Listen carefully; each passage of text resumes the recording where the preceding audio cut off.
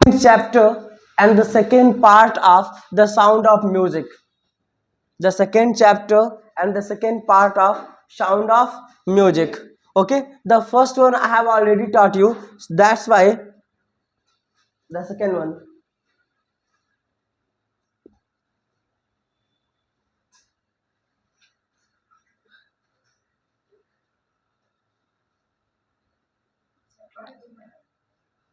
Yes, okay. Yeah, once again, students. Hi, students.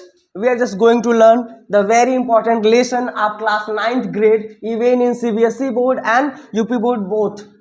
The name of the lesson is the shehnai of Bismillah खां.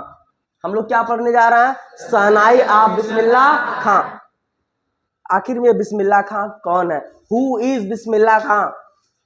बिस्मिल्लाह उस्ताद खां कौन है आखिर में यह? और यह शहनाई वर्ड्स कहां से आया? इन सब चीजों के बारे में हम सीखने वाले हैं.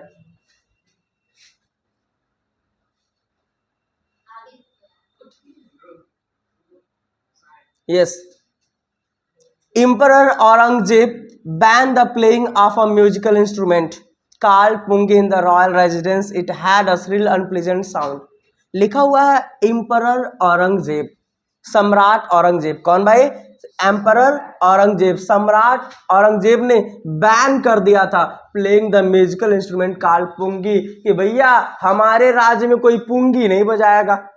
हाँ, pungi is a kind of instrument. यह एक यंत्र होता है जिससे हम ध्वनि निकालते थे. ठीक है, तो उन्होंने क्या कर दिया था? रॉयल रेजिडेंस में बंद कर दिया था. It had a Srila unpleasant sound, क्योंकि ये जो पुंगी होती थी ना, इसका जो साउंड होता था बहुत ही अनप्लीजेंट, बहुत ही अधिक कर्कश होता था. Pungi became the generic name for reeded noise maker. Actually जो पुंगी था ना, एक जेनरिक नेम था, एक लकड़ी के बना हुआ नॉइज देने वाला, हाँ, आवाज उत्पन्न करने वाला. Few had thought that it would one day be revive. किसी ने सोच लिया या किसी न किसी दिन ना यह पुंगी फिर से तो वापस आएगा, कोई नया रूप धारण करेगा. अ बार्बर मीन्स नाई, जो बाल बनाते हैं तो क्या बोलते हैं? नाई. A barber of a family of professional musician who had access to the royal palace. एक बार्बर जो एक प्रोफेशनल म्यूजिशियन से था, यानी एक व्यवसायिक रूप से संगीतज्ञ परिवार से था. Who had access to the royal palace. उसकी जो पहुंच थी ना राज दरबार तक थी. हाँ, decided to improve the tonal quality of the pungi. उसने कहा ना कि मैं जो पुंगी है ना, इसका मैं रूप बदल दूंगा, इसकी आवाज में मैं सुधार कर दूंगा. He choose a pipe with a natural hollow stem that was longer and broader than the pungi. उसने एक लंबी सी पाइप ली, हाँ, जो पुंगी से ज्यादा लंबी थी और चौड़ी थी, than the pungi, and made 7 hole on the body of the pipe. और पाइप में 7 जगह क्या कर दिया? होल कर दिया. अब पाइप लीजिए और बजाइए. 7 जगह, हाँ, होल है ही. ओके.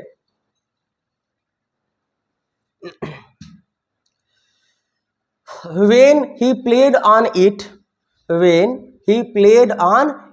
जब वो इसे बजाया, closing and opening some of the tones, यानी जब उसे बजाया जा रहा था क्लोज करते हुए और बंद करते हुए, यानी होल जो होता है ना उसको क्लोज और बंद करते हुए जब इसे बजाया गया, क्या हुआ भाई? Some of this whole soft and melodious sound, यानी इसमें से बहुत ही मधुर ध्वनि उत्पन्न होना शुरू हुआ. इसमें से बहुत ही मधुर ध्वनि उत्पन्न होना शुरू हो गया.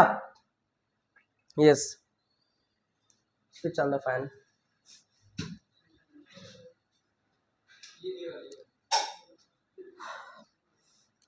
He played the instrument before royalty. उसने इस इंस्ट्रूमेंट को, इस ध्वनि यंत्र को दरबार के सामने, राजा के सामने बजाया. किसके सामने बजाया? राजा के सामने बजाया. ओके.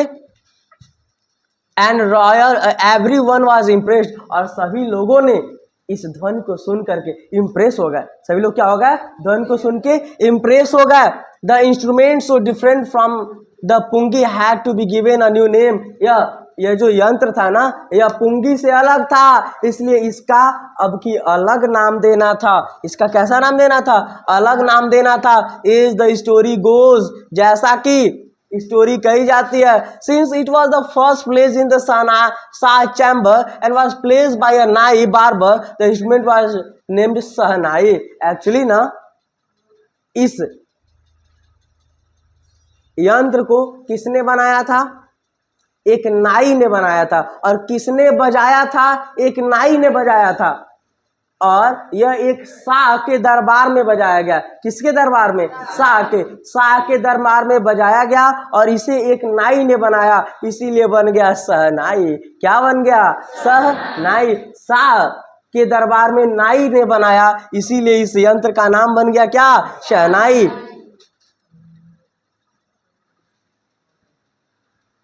ओह माय गॉड, बस बस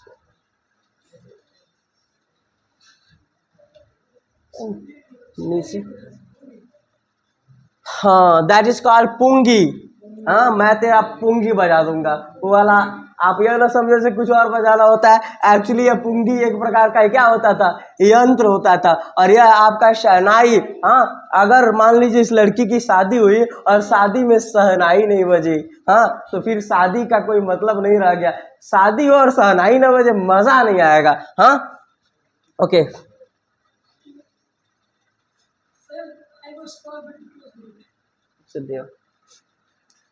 The sound of the Sahnai began to be considered auspicious. The sound of the Sahnai, शहनाई की जो ध्वनि थी ना, began to be considered auspicious, बड़ी शुभ माने जाने लगी।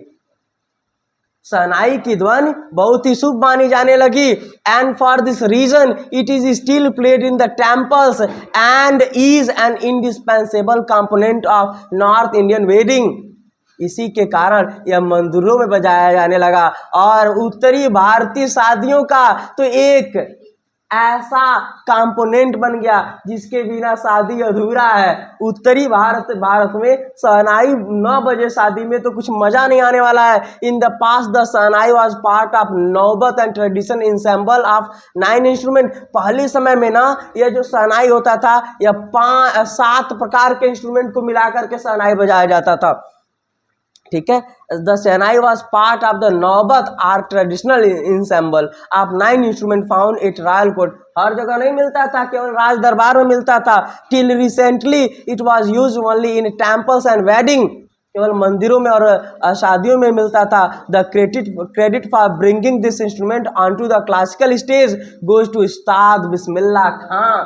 और इसे क्लासिकल रूप देने का जो श्रेय जाता है ना, यह उस्ताद बिस्मिल्लाह खां को जाता है। उस्ताद बिस्मिल्लाह खां को जाता है।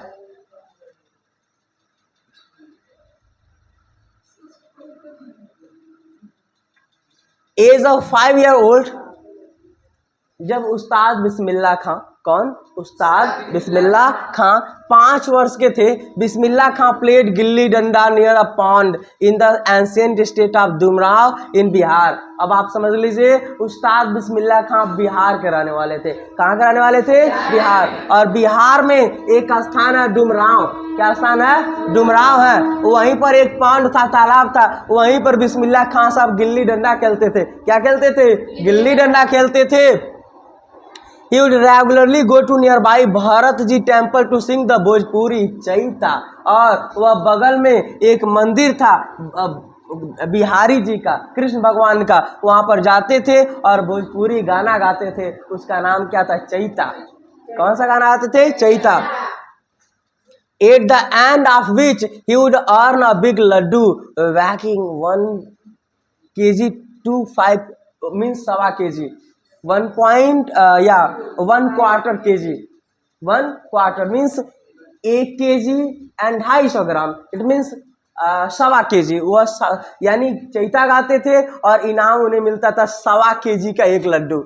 1.25 kg का एक लड्डू मिलता था उन्हें इनाम। A prize given by the local maharaja. यह इनाम एक लोकल महाराजा द्वारा दिया जाता था, आसपास के राजा द्वारा दिया जाता था। दिस हैपेंड 80 years एगो। यह घटना 80 साल पहले हुई थी। And the little boy has travelled for earn the highest civilian award in India the Bharat Ratna. और इस बच्चे ने को 80 साल लग गया भारत रत्न, जो भारत की सबसे बड़ी पुरस्कार उसे पाने के लिए। उसके लिए उसने बहुत ही कठिन मेहनत किया, यात्रा किया।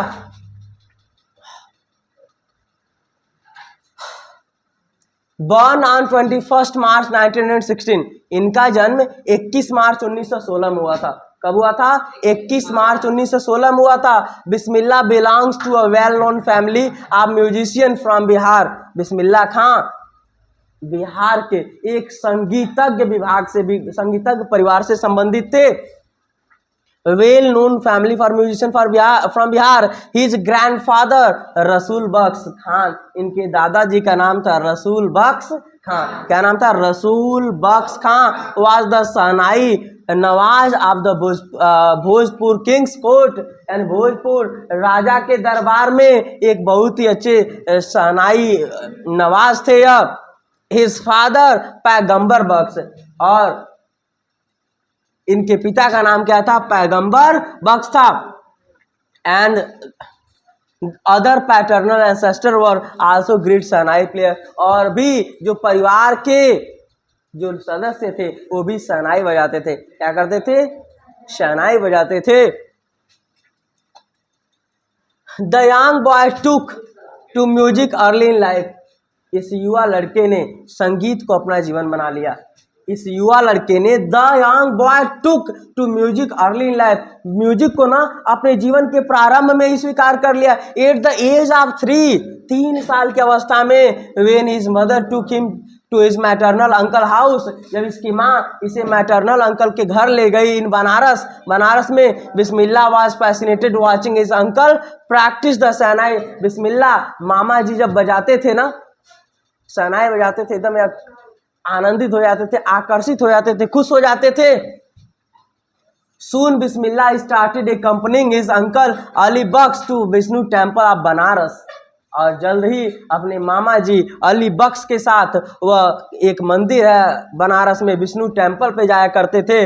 Where Bakhsh was employed to play the shehnai, जहाँ पे बख्श की नौकरी क्या थी? शहनाई बजाने की थी। अली बख्श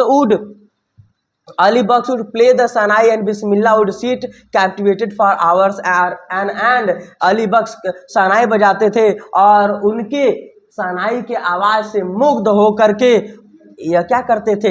लंबे समय तक, घंटों तक शहनाई की आवाज़ को सुनते थे। He started getting lesson in playing the instrument and would sit practicing throughout the day, यानी धीरे धीरे उन्होंने खुद यह पाठ करना शुरू कर दिया, इंस्ट्रूमेंट बजाना शुरू कर दिया, और यह प्रैक्टिस वह घंटों तक किया करते थे।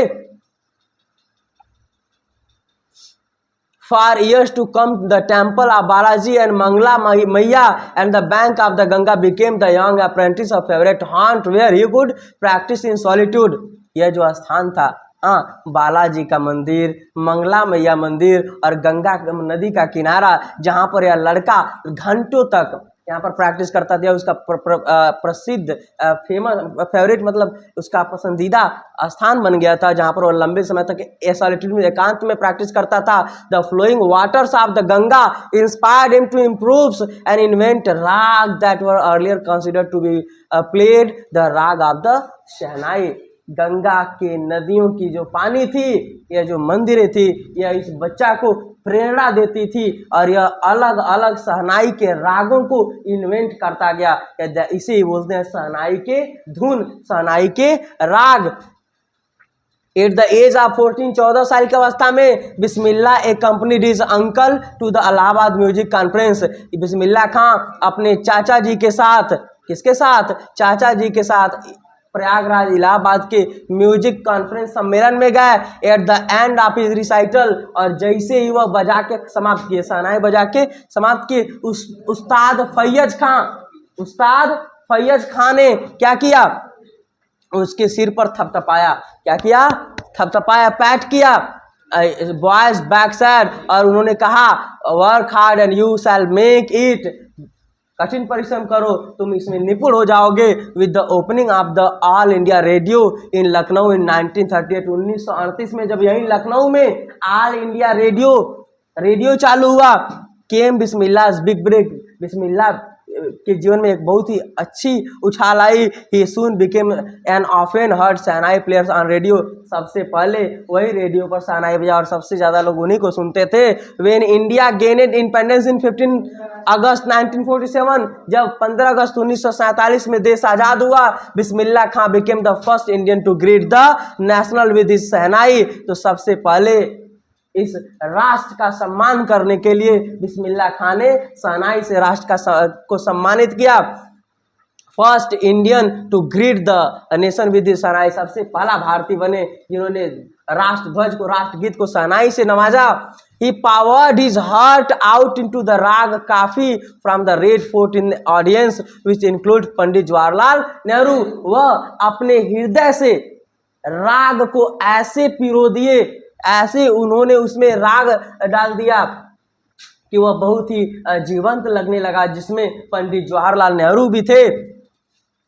Who later gave his famous Tryst with Destiny speech। और यही पंडित जवाहरलाल नेहरू कुछ दिन बाद एक बहुत ही प्रसिद्ध भाषण देते ट्रिस्ट विद डेस्टिनी का। Bismillah Khan has given many memorable performance both India and abroad, यानी बिस्मिल्लाह खां ने बहुत ही यादगार वाले परफॉर्मेंसेस भारत में भी और विदेश में भी, अब्रोड मीन्स विदेश में भी दिया। His first trip abroad was to Afghanistan, सबसे पहला विदेश का यात्रा उन्होंने अफगानिस्तान का किया। Where king Zahir Shah was so taken in by the maestro that he gifted him priceless Persian carpet, यानी वह उन्हें खुश होकर के बहुत ही कीमती कारपेट दिए। इनका नाम क्या था? किंग जहीर साहब।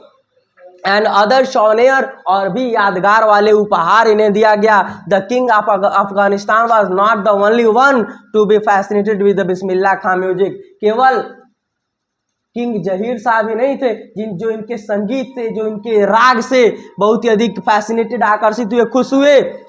Film director Vijay Bhatt was so impressed after hearing बिस्मिल्लाह का play at festival that the name a film after the instrument called गूंज उठी शहनाई। विजय भट्ट साहब जो बहुत ही बड़े फिल्म डायरेक्टर थे, वो अभी इनके गीत से, इनके संगीत से बहुत ही मुग्ध हुए और इन्हीं के गीत के नाम पर उन्होंने एक फिल्म बनाया। उसका नाम क्या है? गूंज उठी शहनाई। हाँ,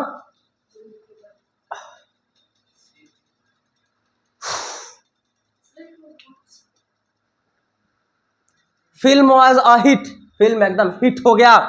and one of the Bismillah Khan composition, और बिस्मिल्लाह खां की एक और कंपोजिशन थी, क्या थी? दिल का खिलौना है टूट गया, दिल का खिलौना है टूट गया। Turn out to be an nation wide chartbuster, बहुत ही सुपर डुपर हिट हुआ।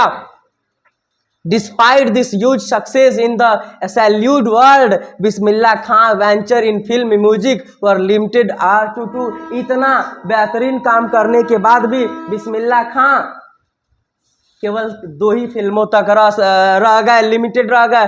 विजय भट्ट गूंज उठी शहनाई एंड विक्रम श्रीनिवास कन्नाडा वेंचर, तो 2 ही फिल्म बनाए थे। शांति सनाधि अपना I just can't come to terms with the artificial and glamour of the film world, he says with emphasis. और जवाब डाल के कहते हैं कि मैं ना इस फिल्म इंडस्ट्री के चमक धमक वाली चीज़ों से, आर्टिफिशियल वाली चीज़ों से मैं दूर रहना चाहता हूँ, मुझे उसमें रुचि नहीं है। क्योंकि जो राग होती है ना, वह दिल से निकलता है, मन से निकलता है। फिल्म में तो फिर ज़बरदस्ती काम करना पड़ता है।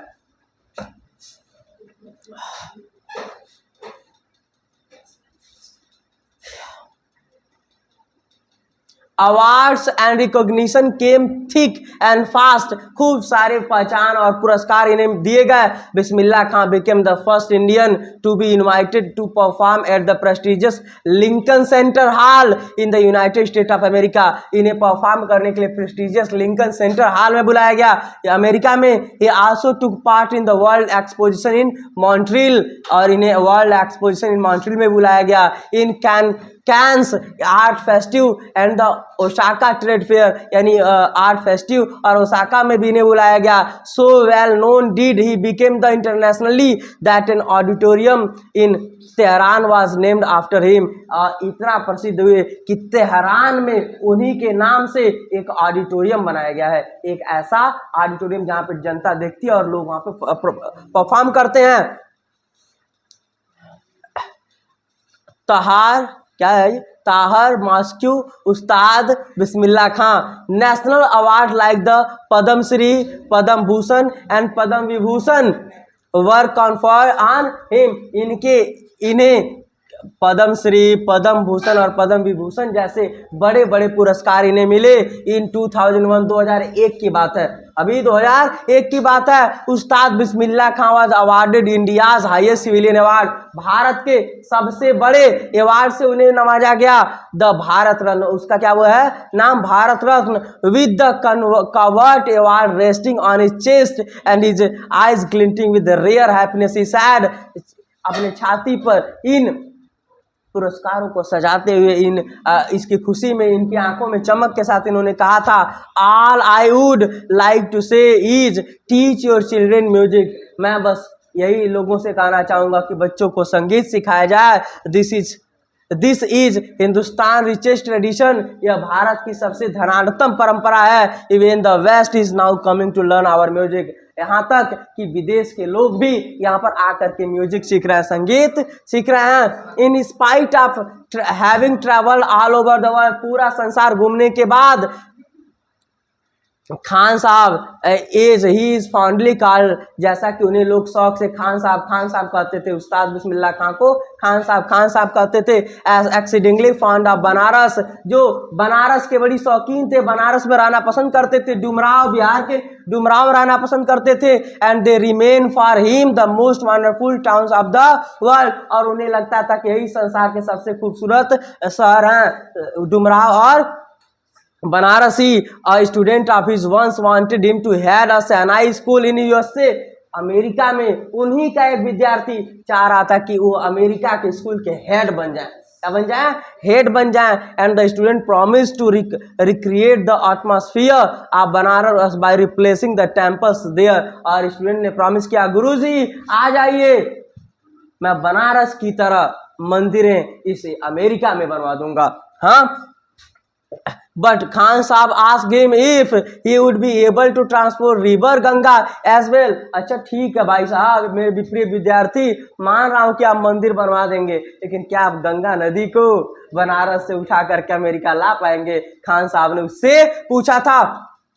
Later he is remembered to have said, that is why whenever I am in foreign country I keep yearning to see Hindustan. कहते हैं कि जब भी मैं विदेश रहता हूँ मेरे अंदर केवल एक ही इच्छा होती है, हिंदुस्तान देखने की, हिंदुस्तान आने की।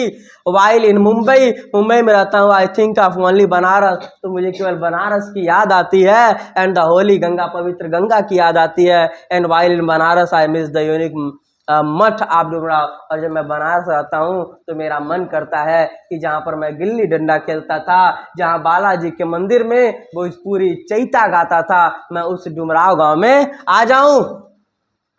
उस्ताद Bismillah Khan life is perfect example of the rich cultural heritage of India.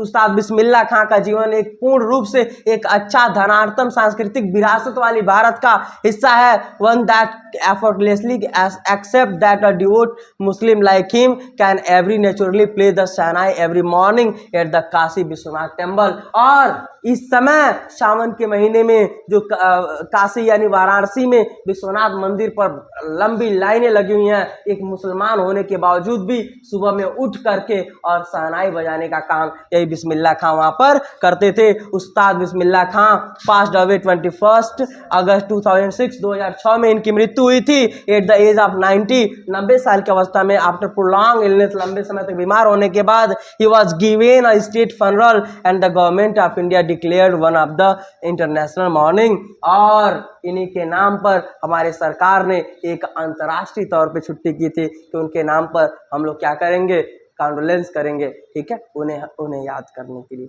यह रहा आपका उस्ताद बिस्मिल्लाह खां का स्टोरी। मुझे उम्मीद है स्टूडेंट्स आपको समझ में आया होगा। अगर थोड़ी सी भी प्रॉब्लम हो वीडियो को दोबारा देखें। Keep watching, keep learning and keep smiling. Bye.